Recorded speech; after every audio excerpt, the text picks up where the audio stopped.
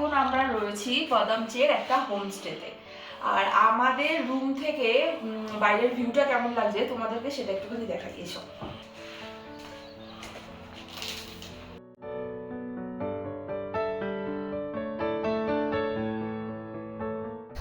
এবার তোমাদেরকে একটু ব্যালকনিতে নিয়ে যাব আর সেখান থেকে কেমন লাগছে সেটা দেখাবো।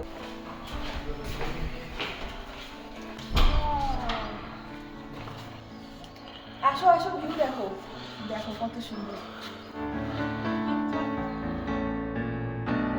কাল যখন এখানে এসেছিলাম তো প্রচুর বৃষ্টি হচ্ছিল, যার জন্য এগুলো কিছুই দেখতে পাইনি। গাড়ি থেকে নেমেছি আর ছাতা নিয়ে দৌড়ে রুমে ঢুকেছি।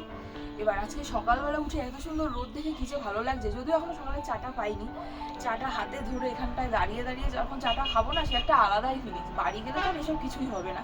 এখানে থাকতে থাকতে যা ভালো লাগছে সেগুলো করে নিই।